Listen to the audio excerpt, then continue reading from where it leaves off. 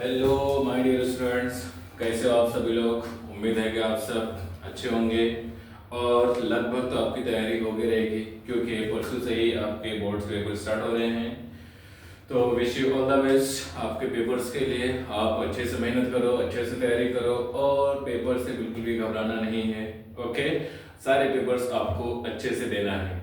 तो आपके सामने से हमारा महा रिवीजन चल रहा है। तो महारिविजन के अंदर 2 से 3 टॉपिक्स हो चुके हैं। मैथमेटिकल लॉजिक हो चुका है, फिर अपना मैट्रिसेस हो चुका है, फिर इसके बाद एक और सिंपल टॉपिक जिसके अंदर आप आराम से 6 to 8 मार्क्स स्कोर कर सकते हो, वो है probability distribution and binomial distribution. Okay, commerce वालों को दोनों एक ही चैप्टर है, प्रोबेबिलिटी डिस्ट्रीब्यूशन के अंदर ही बाइनोमियल डिस्ट्रीब्यूशन है, और साइंस वालों के लिए प्रोबेबिलिटी डिस्ट्रीब्यूशन अलग चैप्टर है और बाइनोमियल डिस्ट्रीब्यूशन अलग चैप्टर है। तो मैं दोनों के कुछ क्वेश्चंस और किस टाइप के क्वेश्चन इसमें पूछे जाते हैं सारी चीजें आपको ये वीडियो के अंदर बताता हूं। ओके, तो कॉमर्स हो चाहे साइंस हो, दोनों के अंदर फर्स्ट चीज जो है पीएमएफ। पीएमएफ फुल फॉर्म क्या है? Probability mass function. Probability mass function क्या होता है? प्रोबेबिलिटी मास फंक्शन यही आपकी एक्चुअल प्रोबेबिलिटी होती है। तो दो कंडीशन क्या है? प्रोबेबिलिटी मास फंक्शन और probability distribution both are same things. So the conditions are: first one, probability of x equal to x is greater than or equal to 0. It means probability cannot be negative. Probability क्या होगी? Positive होगी for all x. Means सारे random variables की probability क्या होगी? Positive होगी. Number 2, sum of all the observations p of x equal to x is equal to 1 where x runs from 0 to n means जहां से start होगा जहां पे एंड होगा, मींस सारी प्रोबेबिलिटीज का एडिशन क्या होगा? 1 होगा। अगर सारे प्रोबेबिलिटीज पॉजिटिव है, random variable doesn't matter, random variable आपका नेगेटिव हो सकता है लेकिन probability can not be negative. Second thing क्या है कि आपकी प्रोबेबिलिटी क्या होगी? प्रोबेबिलिटीज का एडिशन 1 होगा। अगर ये दोनों कंडीशन सेटिस्फाई हो रहे हैं, इट मींस आपका जो प्रोबेबिलिटी डिस्ट्रीब्यूशन दिया हुआ है वो क्या होगा? आपका प्रोबेबिलिटी मास फंक्शन होगा। तो यहाँ पे क्वेश्चंस को आइडेंटिफाई करने के लिए आता है कि check whether the given function और given probability is probability distribution or not. For example, यहाँ पे मैं एग्जांपल लेता हूं, आपके एक्सरसाइज का एक क्वेश्चन है जैसे x p of x।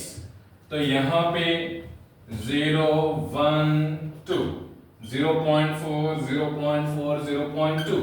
तो यहाँ पे आपको चेक करना है कि ये प्रोबेबिलिटी मास फंक्शन है या नहीं है, या फिर प्रोबेबिलिटी डिस्ट्रीब्यूशन है या नहीं है। तो यहाँ पे हम दोनों कंडीशन सेटिस्फाई चेक करेंगे। तो सॉल्यूशन कैसे करना है बच्चों? यहाँ पे क्या है? Here number 1, p of x equal to x is greater equal 0, correct. सारे प्रोबेबिलिटीज पॉजिटिव है तो वही चीज हमने यहाँ पे लिखा है for all x। Number 2 means first condition satisfy होगा तो ही आपको सेकंड कंडीशन पे आना है, अदरवाइज सेकंड कंडीशन पे आने की बिल्कुल भी जरूरत नहीं है आपको। तो यहाँ पे फर्स्ट कंडीशन सेटिस्फाई हो गया, सारे प्रोबेबिलिटीज पॉजिटिव है। अब हम आएंगे कहां पर? सेकंड कंडीशन पर। सेकंड कंडीशन क्या है? Summation of p of x equal to x where x is running from x कहां से कहां तक रन हो रहा है? x means what? यहाँ पे रैंडम वेरिएबल 0 से लेकर 2 तक। तो 0 से लेकर 2 तक तो क्या हो जाएगा? p of 1 plus p of 2, sorry p of 0 से स्टार्ट हो रहा है तो p of 0, p of 1 और p of 2। so probability of 0, आप इसको ऐसा भी लिख सकते हो, probability of x equal to 0, आपकी मर्जी। अगर आपको p of 0 लिखना है तो p of 0 लिखो, p of x equal to 0 लिखना है तो p of x equal to 0 भी लिख सकते हो। so p of 0 की वैल्यू क्या है? 0.4। p of 1 की वैल्यू क्या है? 0.4 और p of 2 की वैल्यू क्या है? 0.2। तो 0.4 प्लस 0.4 कितना हो गया 0.8, 0.8 plus 0.2 is what 1.0।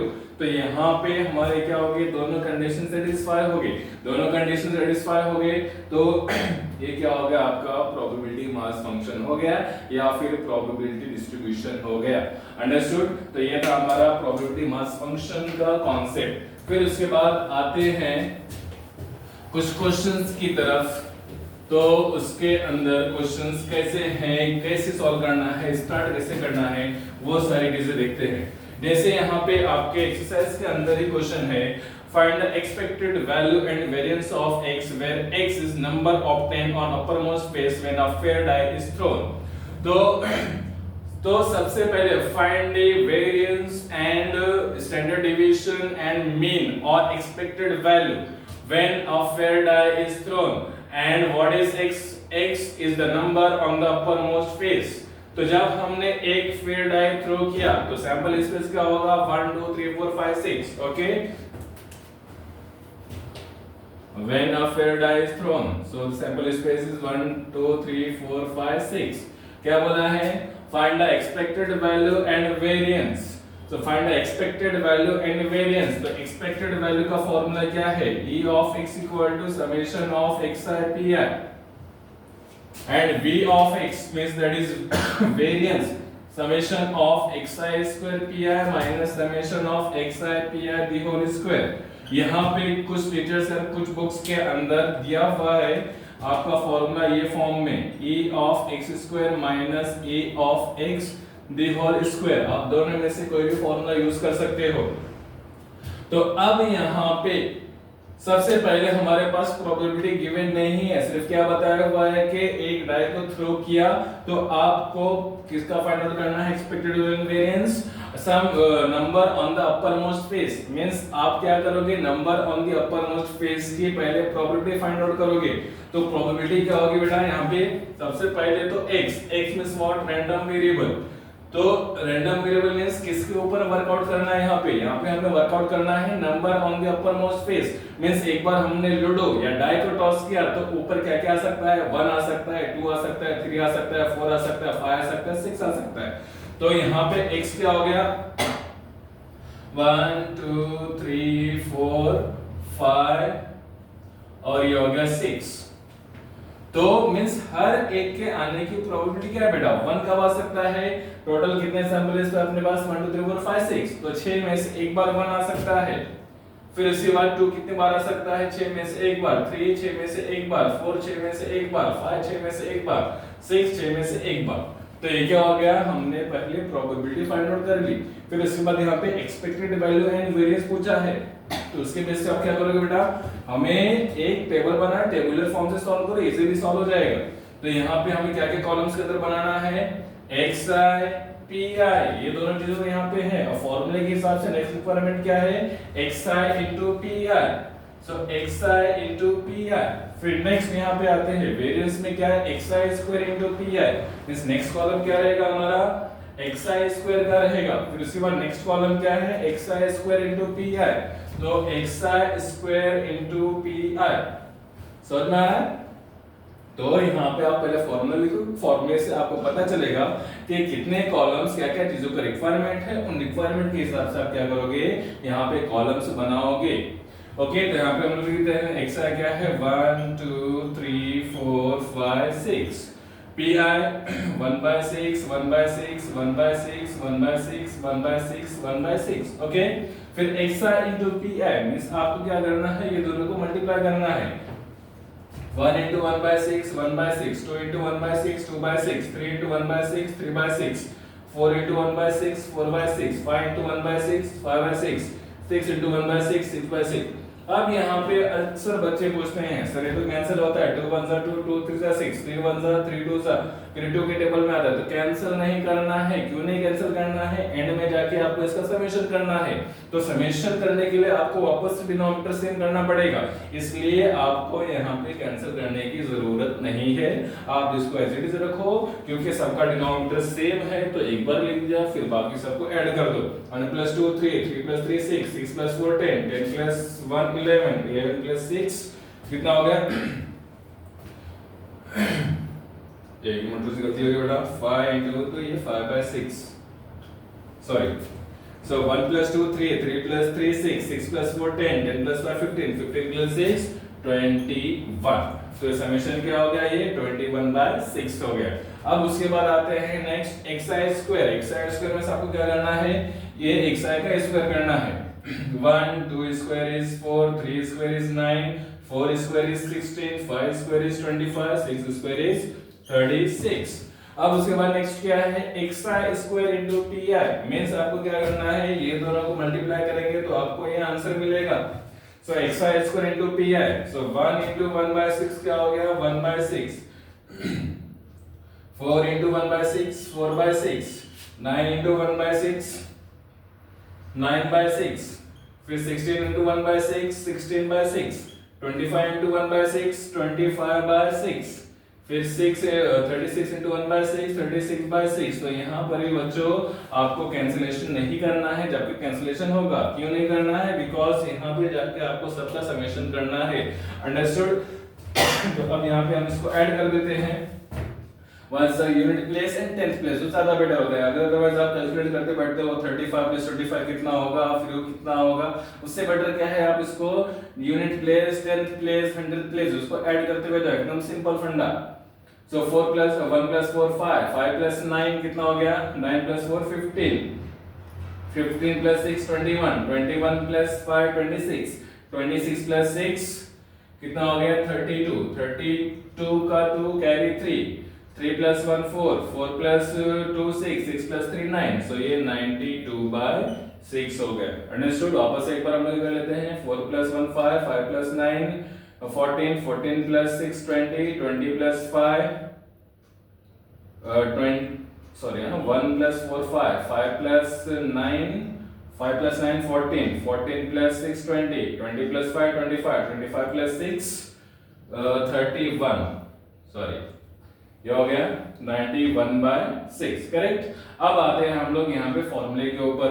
Therefore expected value a of x equal to summation of xi pi।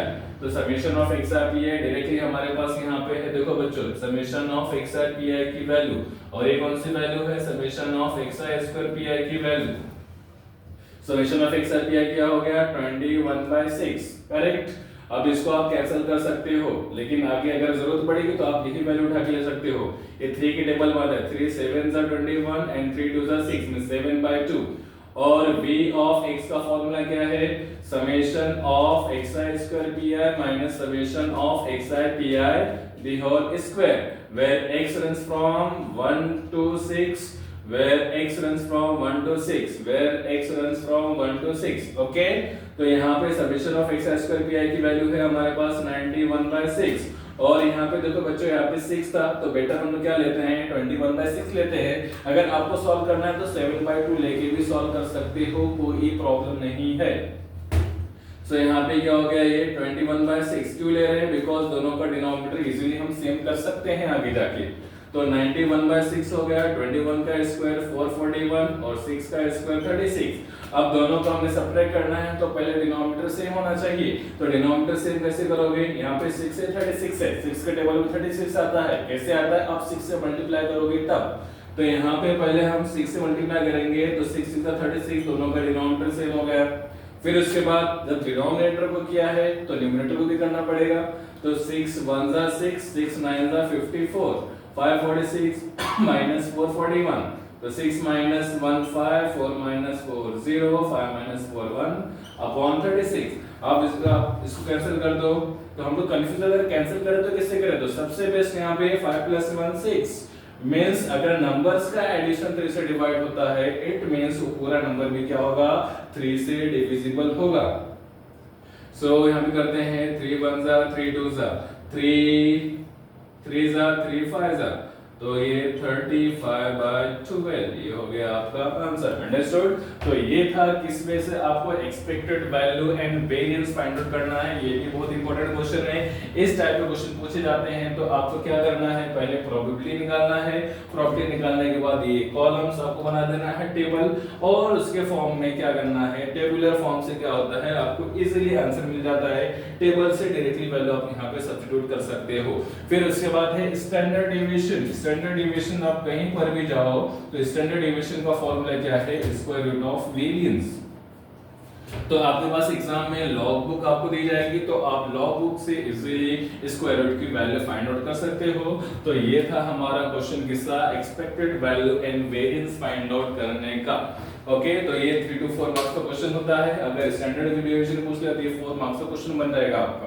फिर तो बच्चों इसके अंदर आपको क्या ध्यान में देना है कि सबसे पहले आपको वर्कआउट किसके करना है और रैंडम वेरिएबल क्या बन रहा है।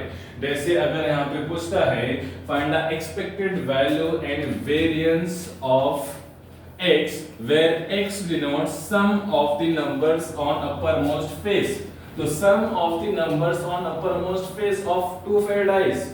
तो sum of the numbers on uppermost face of two fair dice means अगर आप दो डाइट थ्रो करते हो तो वहां पर आपका सैंपल स्पेस क्या बनता है, 1 से लेकर 6 तक। करेक्ट? जैसे मैंने आपको बताया था कि यहाँ पे एक लॉजिक बताया था, अगर आप सैंपल स्पेस बनाते हो 2 डाइस का तो यहाँ पे क्या हो जाएगा, ये 1 से लेकर 6 का आपका टेबल बनेगा। जैसे मैंने बताया था आपको, तो जैसे 1 1 1 2 1 3 1 4 1 5 1 6। करेक्ट? फिर ये 2 1 2 2 2 3 आप बना के पूरा चेक कर सकते हो। तो सम ऑफ द नंबर्स का मैंने इजीली टेक्निक बताया था। क्या बताया था? ये फर्स्ट वाला 1 + 1 2 हो जाएगा, सेकंड क्या हो जाएगा 3 हो जाएगा, ये किसका हो जाएगा 4 का, फिर ये किसका हो जाएगा 5, देन 6, देन 7, देन ये हो गया 8, फिर इसके बाद ये हो जाएगा 9, फिर ये हो जाएगा 10, फिर ये हो जाएगा 11, फिर ये हो गया आपका 12। तो 1 by 1 अगर आप प्रॉपर्ली 1 से लेकर 16 तक और यहाँ पे 6 से लेकर 6 तक आप करते हो तो आपको पता चल जाएगा सम ऑफ द नंबर्स, इसकी प्रोबेबिलिटी आप इजीली फाइंड आउट कर सकते हो। प्रोबेबिलिटी 2 की प्रोबेबिलिटी क्या हो गई 1, टोटल कितने हैं 36, तो 2 की प्रोबेबिलिटी इज 1/36। 3 की प्रोबेबिलिटी 2/36 कितने हैं 2 है, यहाँ पे क्या हो जाएंगे 3, 3/36। फिर इसकी प्रोबेबिलिटी क्या हो जाएगी 4/36, इसकी प्रोबेबिलिटी क्या हो जाएगी 5/36। 7 की सबसे बड़ी लाइन है तो ये क्या हो जाएगा 6/36। फिर 8 की लाइन देखो उससे छोटी होती जा रही है तो क्या हो जाएगा ये 5/36, फिर ये हो गया 4/36, ये हो जाएगा 3/36, ये हो जाएगा 2/36 और ये हो जाएगा 1/36। तो आप ये शॉर्ट टेक्निक से इजीली आप फाइंड आउट कर सकते हो कि प्रोबेबिलिटी क्या होगी इसकी sum of the numbers when 2 dice are thrown. फिर इसके बाद एक और क्वेश्चन पूछता है find probability distribution of x where x denotes number of sixes 1 2 fair dice are rolled। तो यहाँ पे किसके ऊपर वर्कआउट कर रहा है number of sixes. Number of sixes means जब आप डाई को थ्रो कर रहे हो 2 डाई को तो 6 कितनी बार आ रहा है, कितनी बार आ रहा है मींस व्हाट, हर एक इंडिविजुअल आउटकम में 6 कितनी बार आ रहा है। तो यहाँ पे हम देखेंगे कि यहाँ पे क्या हो रहा है, ये 1 6 हो गया, फिर यहाँ पे क्या हो जाएगा 2 6 हो जाएगा, फिर ये 3 6 हो जाएगा, ये 4 6 हो जाएगा, ये 5 6 हो जाएगा, ये 6 6 और यहाँ पे 6 वाला रहेगा 6 1 6 2 6 3 6 4 फिर 6 5 और ये 6 6। तो नंबर ऑफ सिक्सेस मींस हर एक इंडिविजुअल आउटकम में 6 कितनी बार आ रहा है। तो 6 कितनी बार आ रहा है, तो अगर हम देखने जाएं लॉजिकल वे से तो यहाँ पे आपको पता चलेगा कि 6 कैसे आ रहा है। तो 6 एक बार है, 2 बार है और 0 बार है। तो आप यहाँ पे देखोगे ये जो पूरा होगा ये इसके अंदर 6 एक बार भी नहीं रहेगा। क्यों नहीं रहेगा, देखो 1 1 1 2 1 3 1 5, फिर यहाँ पे क्या हो जाएगा 5 1 से लेकर 5 5 तक यहाँ पे 6 है ही नहीं। तो when x = 0 मींस अगर यहाँ पे हम लेते हैं नंबर ऑफ सिक्सेस तो मींस x कितने कितने बार है, 0 बार है, 1 बार है और 2 बार है, करेक्ट। तो और ये प्रोबेबिलिटी, तो x इक्वल टू 0, तो ये के रो में कितने हैं 5 और टोटल कितने बार है 5 टाइम्स है, तो 5 5 are 25, तो ये 25 अपॉन 36 टोटल कितना है 36 है। फिर उसके बाद बात किसकी होगी 1 टाइम्स 6 की, तो 1 टाइम्स 6 का नंबर है देखो बच्चों, ये 1 2 3 4 5, ये 5 और ये 5, तो 5 प्लस 5 कितना हो गया 10 हो गया, ये 10 बार 36 मींस ये वाली लाइन आपकी, और इसको छोड़ दो क्योंकि 2 टाइम्स है, और ये वाली पूरी लाइन, तो क्या हो गया ये 5 प्लस 5 10 10 बाय 36।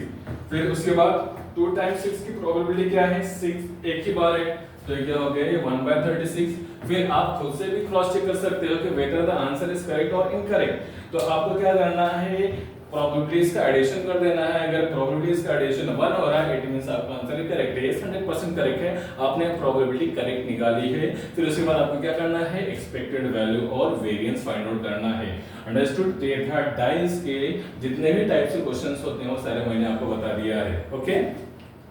फिर उसके बाद आपके एक्सरसाइज में इस टाइप के क्वेश्चंस होते हैं एग्जाम में,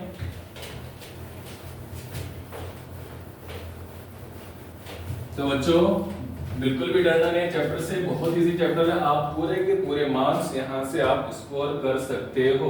तो अगर इस टाइप का क्वेश्चन होता है देखिए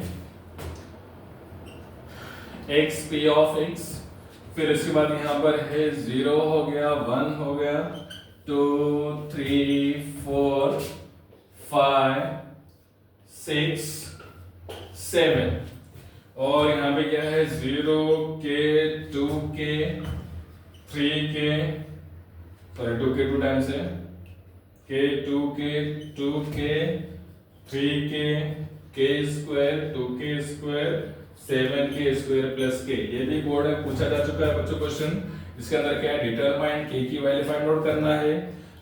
number 2 probability of x is less than 3 find out करना है, और ये probability of x is greater than 4 find out करना है। तो इस टाइप के क्वेश्चंस को कैसे सॉल्व करना है देखो, तो इस टाइप के क्वेश्चन को आपको क्या करना है फाइंड के मींस यहाँ पे जो वैल्यू दी हुई है तो फाइंड आउट करना है। तो जब भी आपके एग्जाम के अंदर दिया हुआ है क्वेश्चन के अंदर फाइंड के प्रॉपर्टी डिस्क्रिप्शन के अंदर it means the function is already a PMF, already function आपका क्या है प्रोबेबिलिटी मास फंक्शन है। तो प्रोबेबिलिटी मास फंक्शन के प्रोबेबिलिटी मास फंक्शन की प्रॉपर्टी क्या है कि सारे प्रोबेबिलिटीज का एडिशन क्या होता है 1 होता है। तो जब सारे प्रोबेबिलिटीज का एडिशन होता है 1 होता है तो हम वहां पे इजीली k की वैल्यू फाइंड आउट कर सकते हैं। तो यहां पे इसकी सॉल्यूशन तो सॉल्यूशन में से आप लिखेंगे since it is a PMF means ये क्या है प्रोबेबिलिटी मास फंक्शन है। तो क्या हो जाएगा summation of p of x equal to x and x is running from 0 to 7, 0 से 7 तक रन हो रहा है। सो क्या होगा ये 1 होगा means p of 0 plus p of 1 plus p of 2 plus p of 3 plus p of 4 probability of 5 probability of 6 probability of 7 probability 7 तक है तो इज इक्वल टू 1। तो सबको हम ऐड करते हुए चलते हैं, क्या हो जाएगा ये 0 plus k plus 2k plus 2k plus 3k plus k square plus 2k square plus 7k square plus k is equal to 1। हमने वैल्यूज लिख दिया, आप सबको ऐड करते हैं। यहाँ पे देखो 3 टाइप्स की चीजें हैं, एक कांस्टेंट है मींस k है, दूसरा k स्क्वायर। तो बच्चों बिल्कुल ही मर्ज नहीं करना है, ध्यान में रखो। तो सारे k वाले हम ऐड करते हैं, k plus 2k 3k 3 plus 2 5k 5 plus 3 8 8 plus 1 9k। तो ये क्या हो गया 9k हो गया बच्चों। फिर 1 प्लस 2 3 3 प्लस 7 10, ये हो गया 10k square is equal to 1। अब कहीं ना कहीं देखो अगर हम 1 को लेफ्ट हैंड साइड पे लेते हैं तो बच्चों क्या हो रहा है क्वाड्रेटिक इक्वेशन टाइप बन रहा है। तो यहाँ पे क्वाड्रेटिक इक्वेशन कैसे बन जाएगा, और ये रेफरेंस बच्चों बिल्कुल नहीं बोलना है। 10k square plus 9k minus 1 equal to 0। तो अब क्वाड्रेटिक इक्वेशन यहाँ पे सॉल्व करना है आपको। तो क्या हो जाएगा ये 10, आपको क्या करना है ये दोनों को मल्टीप्लाई करना है तो क्या हो रहा है -10 मींस मल्टीप्लाई करके क्या होना चाहिए -10 होना चाहिए और ऐड करके +9 होना चाहिए। तो कौन से दो नंबर्स हैं 10 1 10 करेक्ट। तो पॉजिटिव कौन होगा नेगेटिव कौन होगा 10 पॉजिटिव होगा 1 नेगेटिव होगा। क्यों दोनों का एडिशन +9 चाहिए। तो प्लस माइनस में अगर sign of the greater number negative है तो साइन चेंज होगी। मल्टीप्लिकेशन में कोई भी साइन नेगेटिव होगा तो आपको ये एडिशन वाली साइन ध्यान में रखना है। तो कौन से दो यहाँ पे हो गए +10 और -1। तो इसको हम सॉल्व करते हैं 10k² + 10k -1 = 0। अब ये दोनों में क्या कॉमन है ये दोनों में 10k कॉमन है।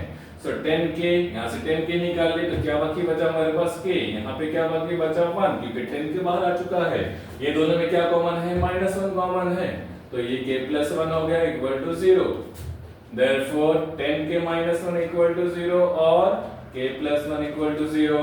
Therefore 10k = 1 और k -1। Therefore k = 1/10 और k = 9। यहाँ पे हमें दो वैल्यूज मिल गए। अब कंफ्यूजन क्या है कि k के तो दो वैल्यूज मिल गए तो इसमें से कौन सी वैल्यू लेंगे ऑब्वियसली 1/10 लेंगे। क्यों अगर हम k -1 लेते हैं तो यहाँ पे प्रोबेबिलिटी क्या हो जाएगी माइनस में आ जाएगी। और आपको पता है कि probability can not be negative it means we can not take k -1। Therefore k = 1/10। तो हमें k = 1/10 मिल गया। फिर सेकंड क्वेश्चन क्या है probability of x is less than 3। x is less than 3 means यहाँ पे 3 नहीं है। यहाँ पे देखो इक्वल की साइड नहीं है लेस देन है। लेस देन में क्या आएगा 0 1 2। सो यहाँ पे probability of x = 0 probability of x = 1 probability of x = 2। So probability of x = 0 क्या है 0। x = 1 क्या है k। x = 2 क्या है 2k। तो k + 2k क्या हो जाएगा बच्चों ये 3k हो गया और k की वैल्यू क्या है 1/10। तो 3 × 1/10 that is nothing but 3/10। we can write it as 0.3। Understood. ये था आपका probability of x is less than 3। अब फिर उसके बाद नेक्स्ट क्या है बच्चों यहाँ पे लिख देता हूं मैं probability of x is greater than 4। So probability of x is greater than 4 means 4 से ज्यादा। तो यहाँ पे क्या है 5 6 7। So probability of 5 probability of 6 probability of 7। So probability of 5 क्या है बच्चों k² है probability of 2k² है और ये क्या है 7k² + k करेक्ट। तो k² + 2k² तो 1 + 2 3 3 + 7 10 10k² + k। अब k की वैल्यू क्या है k की वैल्यू है 1/10। सो 10 × 1/10² + 1/10। तो यहाँ पे 10² का एक स्क्वायर और एक कैंसिल हो गया क्या बाकी बचा 1/10 + 1/10 that is 2/10 that is nothing but 1/5। तो ये हो गया आपका find the value of k। ये भी आपका है पूरा का पूरा 4 मार्क्स का क्वेश्चन। तो यहाँ पे हमारा जो प्रोबेबिलिटी डिस्ट्रीब्यूशन वाला पार्ट है पूरा प्रोबेबिलिटी डिस्ट्रीब्यूशन वाला पार्ट हो गया फिनिश। तो बच्चों देखो कितना इजी चैप्टर है। इसके अंदर एक और चीज छोटी सी वो है प्रोबेबिलिटी डेंसिटी फंक्शन। जैसे हमने क्या देखा कि प्रोबेबिलिटी मास फंक्शन की दो कंडीशंस है कि प्रोबेबिलिटी आपकी क्या होगी नेगेटिव नहीं होगी और दूसरा सम ऑफ ऑल द प्रोबेबिलिटीज क्या होगा = 1 होगा। ऐसे ही आपका प्रोबेबिलिटी डेंसिटी फंक्शन है PDF। जैसे आप जानते हो कि आपके पास कोई भी फाइल आती है तो PDF के फॉर्म में आती है। PDF होता है वर्ड फॉर्म होता है लेकिन ये जो क्वेश्चन है ये उस टाइप का नहीं है। ये प्रोबेबिलिटी के अंदर PDF आपका जो फॉर्मेट आता है वो वाला नहीं है। समझ में आया। तो आपको कंफ्यूज नहीं होना है। तो यहाँ पे PDF है PDF के क्वेश्चंस होते हैं। तो आपको क्या सिंपली ध्यान में रखना है कि आपको चेक करना है फंक्शन PDF है या नहीं है। तो PDF को फुल फॉर्म क्या है प्रोबेबिलिटी डेंसिटी फंक्शन।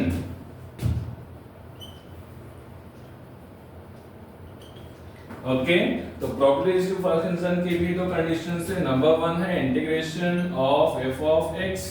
तो यहाँ पे आपका f(x) क्या होना चाहिए फंक्शन आपका पॉजिटिव होना चाहिए means f(x) is greater than 0 and दूसरा है integration from a to b f(x) = 1 means यहाँ पे जो आप फंक्शन को सॉल्व करोगे from lower limit to upper limit, तो उसका आंसर क्या आना चाहिए, 1 आना चाहिए। ओके, तो ये है हमारा प्रोबेबिलिटी रेजिस्टिविटी फंक्शन। तो यहाँ पे आपको मैं बता देता हूँ कि कौन कौन से क्वेश्चंस आपको सॉल्व करना है। इसके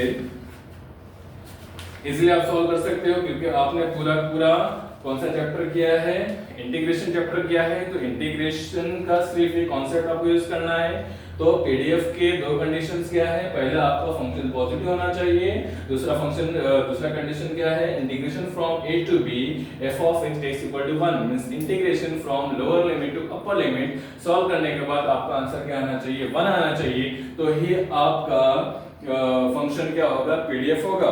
तो आपको क्या करना है बच्चों, एक्सरसाइज 7.2 जो साइंस वाले स्टूडेंट्स हैं, तो वहां पे आपको कौन सा सॉल्व करना है, कॉमर्स वालों के बच्चों पीडीएफ के क्वेश्चंस है। तो वहां पे आप क्वेश्चन नंबर 1 2 3 4 5 एटलीस्ट ये क्वेश्चंस आपको कर लेना है। क्वेश्चन नंबर 8 तो आप easily probability density function means probability distribution के जितने भी क्वेश्चंस होते हैं, जितने भी मार्क्स होते हैं, आप इजीली इसके अंदर पूरे मार्क्स स्कोर कर सकते हो। अंडरस्टूड।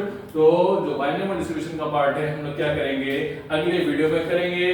तो जब तक के लिए आपको ऑल द बेस्ट, आप अच्छे से प्रिपेयर करिए। आपको कोई भी डाउट हो आप कमेंट बॉक्स के अंदर कमेंट कर सकते हो। और बच्चों वीडियो को बिल्कुल भी शेयर करना ना भूलें क्योंकि हमारा महा रिवीजन चल रहा है, इसके अंदर बहुत सारे इंपॉर्टेंट क्वेश्चंस हो रहे हैं। तो आप भी फायदा उठाएं, आपके दोस्त भी फायदा उठाएं। तो शेयर करना और लाइक करना बिल्कुल ना भूलें। Thank you. अब मिलेंगे हम लोग नेक्स्ट लेक्चर के अंदर, नेक्स्ट वीडियो के अंदर।